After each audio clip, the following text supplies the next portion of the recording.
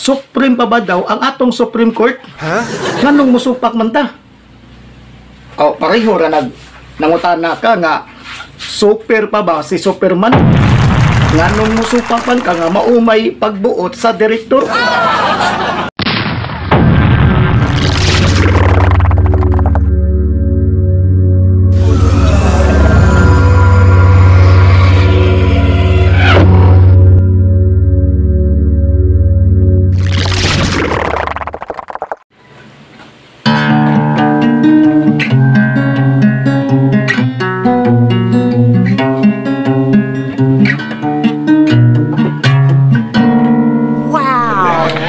Isura maghimo kanta ba no? Kining magkumpos og kanta mga bay, kining mga lyrics ba saon nimo pagpahimutang sa mga chorus ug refrain nga igo sa stanza. So lingaw-lingaw lang nga to ang mga bay magkumpos og kanta. Di sa magali no, ngamhumalag sa kasimana mga bay. Pero kining sa Supreme Court karon mga bay nga naghimo sila bag-ong doktrina na makabat og Lubintay City ka mga pahina. Ya gihuman lang og duha ka semana. Grabe dali ara no. Wa ba kahata gapos aning naanda nato nga respetuhon daw nato ang Supreme Court kay ang pinakataas nga hukom na maoy nagdesisyon bisag nakalitan ta sa kahibuhon kung nganong murag wa naman ni masubay sa naandan mga bay. Limang ka nang gipagawas ang hukom without oral arguments, unlike sa PhilHealth, kining divorce, kining anti-terror law ug uban pang mga balaod nga dunay himuon nga oral arguments. You got it. Aron ayagon pagmaayo isip maoy pundasyon sa pag-interpret sa judicial. Pero diri sa kinalit-kalit nga desisyon sa Supreme Court, way nahitabong oral arguments. Unya gaumol og laing doktrina ang Supreme Court nga diin mukabat og 97 ka pages, gihuman lang og duha ka semana. This is so very unusual ning hitabo mga bay. Limang ka nga gihukman ni by unanimous decision. Wa ka mahibong. Okay ra untag na ay minority bisag duha o tulo isip opposition, pero sila jud tanan no, sila jud tanan nag-agree silang tanan. Murag weird man jud kay ni mga bay. Dili ko abogado mga bay, pero isip bisag mayukmok lang ko as a pro-Filipino, akong paningkamutan nga patas ang atong pinubring obserbasyon sa pagbugtaw aning maong isyu mga bay. Tinuod nga respetuhon nato ang atong Supreme Court, but ayaw kalimot nga tao rasa na sila no, tao rasa na sila in tao nga masipyat bisag pareho nga way mulabaw o muubos sa tulo ka independent body nga mao ang judiciary, executive o legislative, but timan naniining tulo way perpekto nga pangulo kay lagi tao rata mga bay, masipyat rasa na sila. Bisan gani sa ubang sektor sa relihiyon nga dunay gipanudlo sa kining Holy Trinity no, kanang Santissima Trinidad nga matud pa way mulabaw, way mo ubos nga matud pa dunay Diyos Amahan, Diyos Anak ug Diyos Espiritu Santo. Gipugos pagpaslak sa atong alimpatakan nga wa kunoy muubos o mutaas anak nilang tulo. Way mulabaw kay pareho ra sila nagamhanan, patas ang ilang paghukom. Pero sa dihang gisugdan nako sa pagtuon kining ilang Biblia mga bay, agoy daghan na sa mga bersikulo nga akong nabasa nga nagkasungag ning tulo. Apan kung panatik ko o uwang ka sa tuon, wa kay laing mahimo kung dili magpaulipon ka o kinahanglan imong tumanon kay lagi sila mao'y awtoridad. Apan kung makaanggo ka nga naa po di ay kay katungod nga mupahungaw lang ka kung doon na kay nasigpatan nga naay kakulian nga ang gitudlo lahi sa imong nadiskubrihan.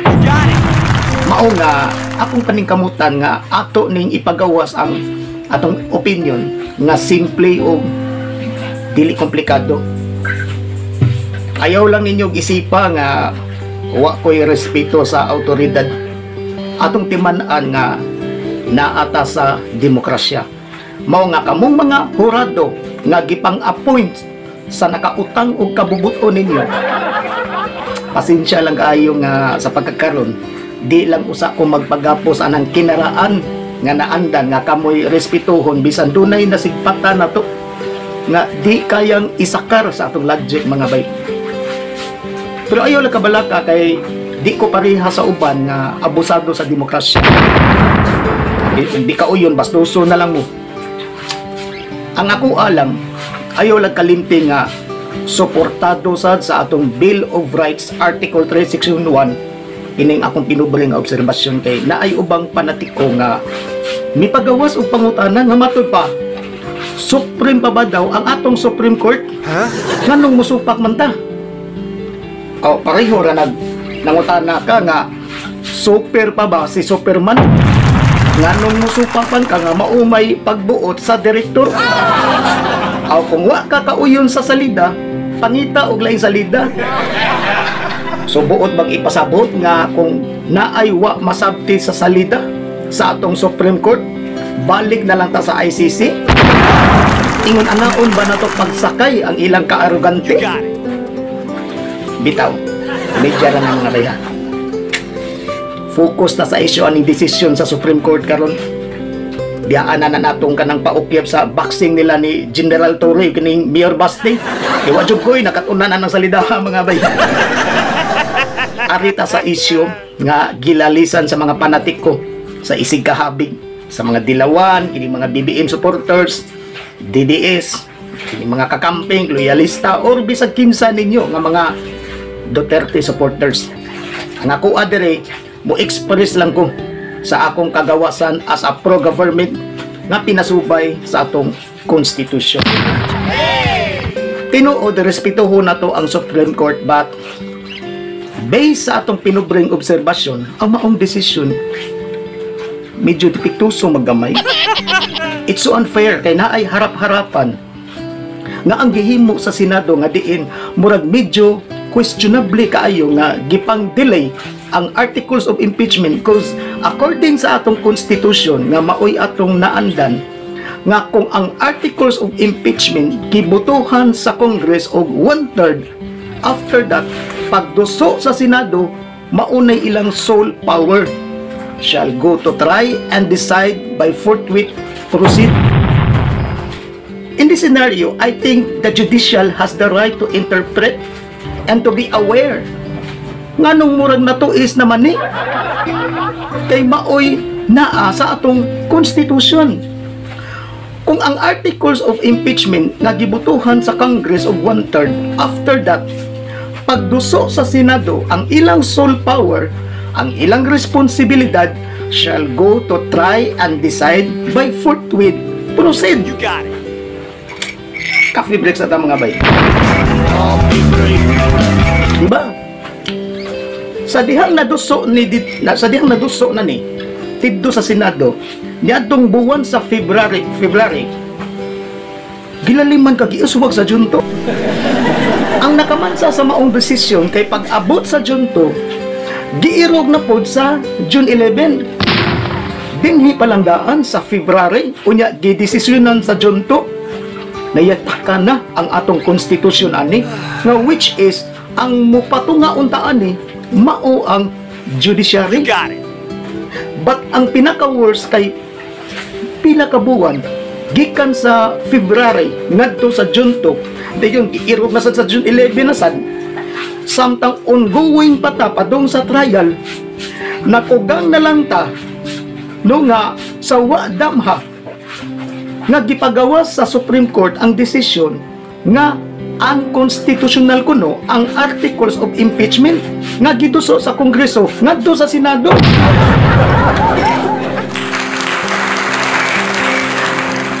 Medyo naglibog ta kung unsa may atong i-credit sa pagbalansean ning ilang kinalit-kalit nga desisyon. Masyag mata, ato bang sabton, ato bang respetuhon. Kaya abi nimo mga bay, duha na kadekada nga maoy namatan sa impeachment nga ang doctrine and principle sa atong hustisya sa impeachment base sa Francisco versus House of Representatives. Mura magna-adjust tungod lang aning sara. Mahimong sakyan ako sa way pag-uyon nga ang pagpanginlabot sa Supreme Court is not according to substance but based on the procedure kanang gitawag og 1-year bar rule. Apan bisag kana mga bay na-qualify man sa ni sa Congress o gani higpit ni nga gisundan sa Supreme Court nga dili mulapas ang atong Kongreso sa paghikay ning maong impeachment ug tuod man gituman jud sa Kongreso ang tanan nga mga notisya sa Supreme Court. Ang importante lang ani nga bantayan sa isig kahabi nga dili consider as initiated kung dili iduso sa Committee on Justice ug mauni ang guidance nga naandan sa Francisco case ni Davide. Ang counted sa 1-year bar rule by the time nga iduso sa Justice Committee ang filing, cause this is the starting point of the reckoning as jurisprudence. O gani no pag terminate sa tulo ka kaso niya to February nga diin ang complainant sa tulo ka kaso no miuyon nga i-dismiss o ang iduso mao ang ikaupat aron dili makalapas sa 1-year bar rule.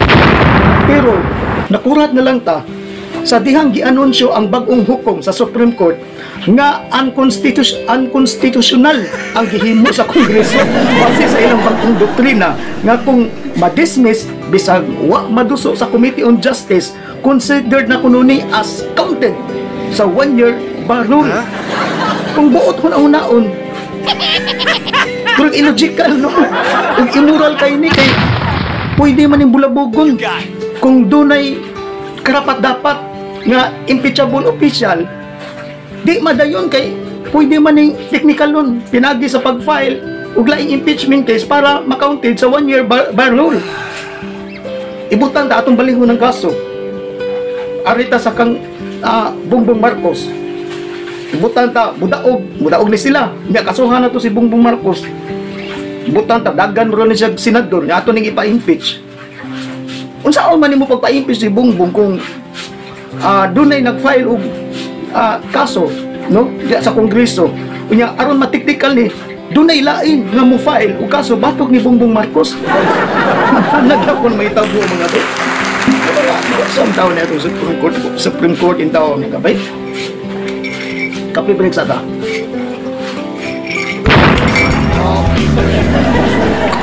Ang senaryo aning maong analogy no.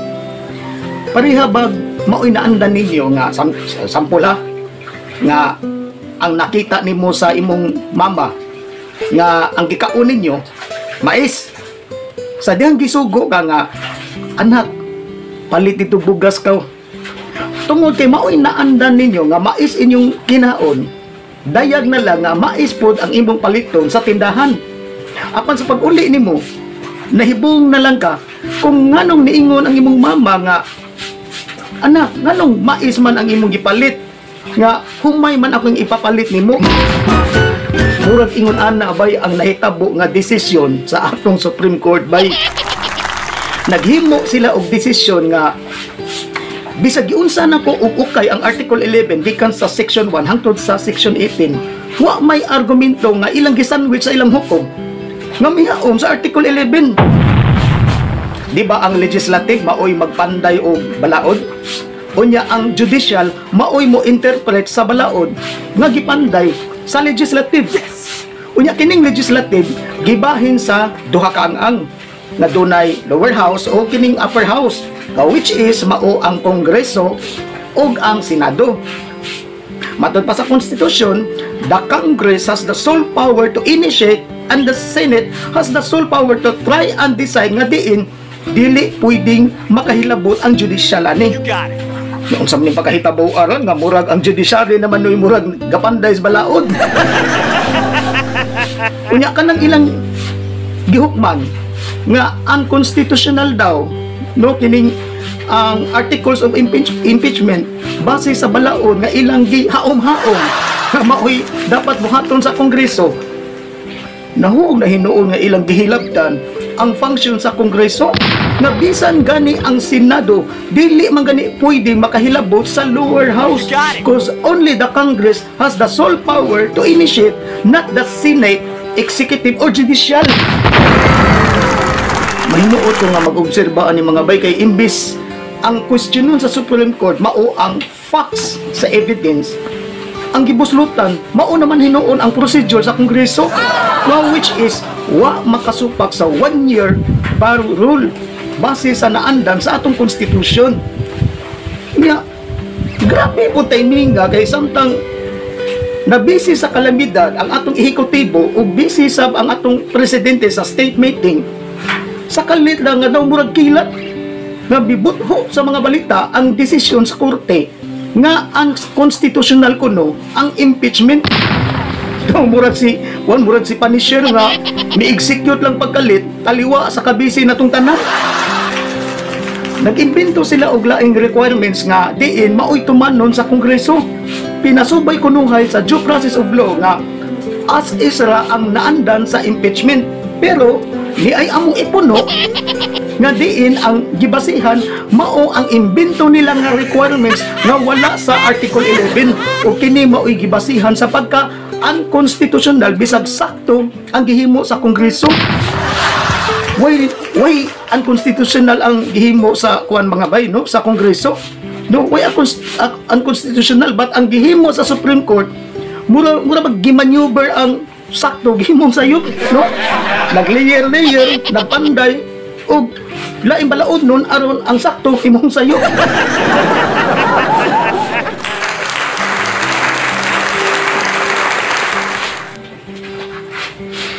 Pareho ra ni drawing book sa mga estudyante mga bay sa kinder no, nga diin nga niya sample narito sa mga estudyante nga diin ang ilang naandan nga ipadrawing sa first grading no, sample lang niya masabtan natong tanan. Sa first grading mao ang ipadrawing nila mao ang langgam, sa second grading mao ang kinini ang putanta isda. Kung dili ni masunod sa mga estudyante dunay silot og kini nga palisiya balaod nun kini nga iya sa eskwelahan. Okay ha?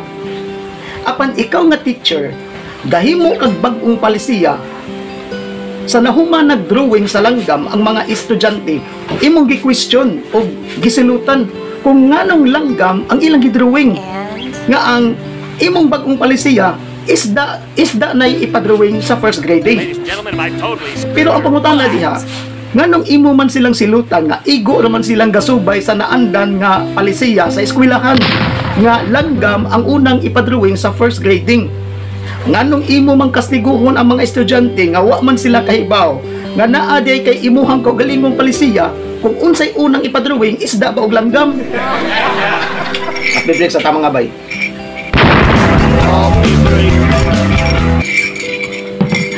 Apan kini nga pag required sa tanang jurisprudence sa Kongreso, di na ni kinahanglan nga hungitan pagdaghang kayong luhika aron lang ka nga makasabot sa ilang proseso kay literal nga sila mismo nakahibaw ana kahibaw man ganita nga mayok mo kraka kana pa ka sila nga kasagaran diha batid na sa pagka-abogasiya o para dili sila madiskuido sa 1-year bar rule, dili nila i-refer sa Justice Committee ang impeachment complaint kung sa ilang obserbasyon ma-technical sila kay kung ilang ipugos dinhi na ma-apply ang 1-year bar rule o mauni nakalatid sa Francisco case versus House of Representatives.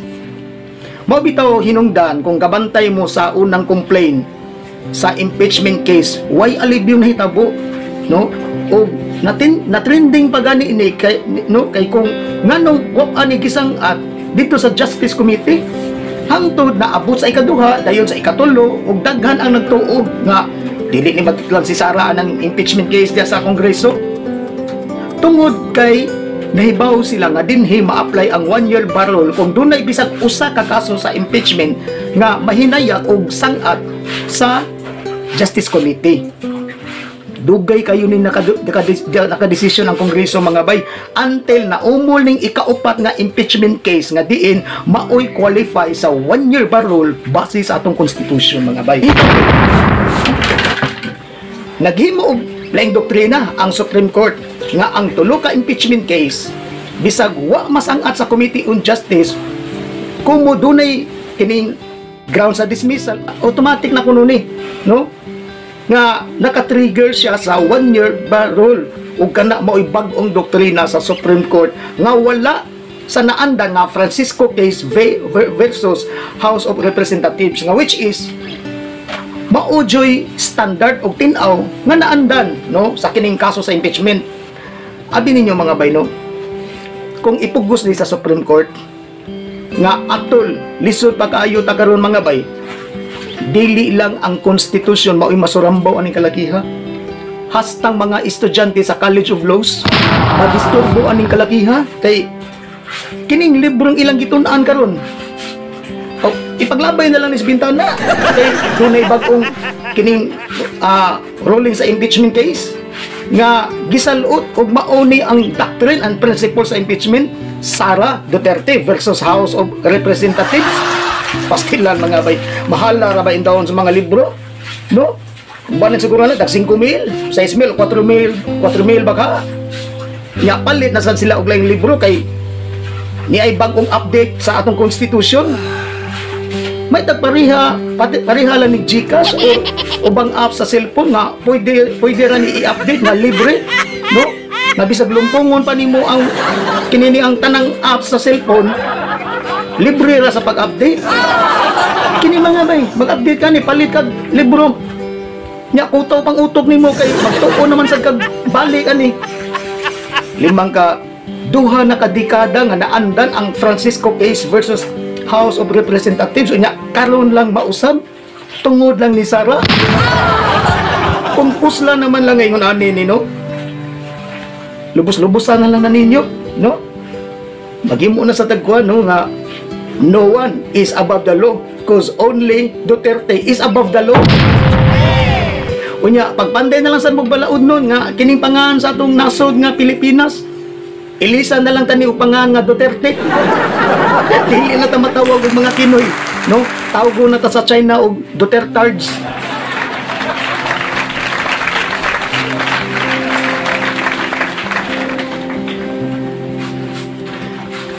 Bitaw mga bay, komedya na mga bay, ayaw kayo ninyong dibdib ba? Pero abi ninyo mga bay, dili na ni between sa aligasyon ni Sara nga dapat niyang limpyohon kung dili ang kabalaka lang nako nga akong nakita ani sa unahan ug ambot na hunahunaan basad kaha ni sa Supreme Court nga basig niya na ay mga posibilidad sa circumstances nga mutamaw ani base aning pag-usab sa duha ka dekada nga doktrina sa hustisya nga ang naandan og namatan apan gi-adjust lang no aron sa pag-haom-haom pag-accommodate ni Sara kay ang mahitabuan ni basig himuon na lang ni normal nga kada file o kinini ang impeachment sa Senado ibalik sa Kongreso kay naay balaod nun nga naimbento sa Supreme Court nga maoy himuong basihanan sa desisyon basig moingon puning uban nga burag labaw pa day kag analysis sa Korte Suprema by Court. No, it's not. Unhan lang tamudaan dire nga wa ta magpamay-may dire nga atong labuan no kining atong Supreme Court mga bay, but i-remind lang tamo nga sa sistema sa demokrasya di ta angay magpaulipon sa usa ka institusyon nga sinuhulan sa buhis.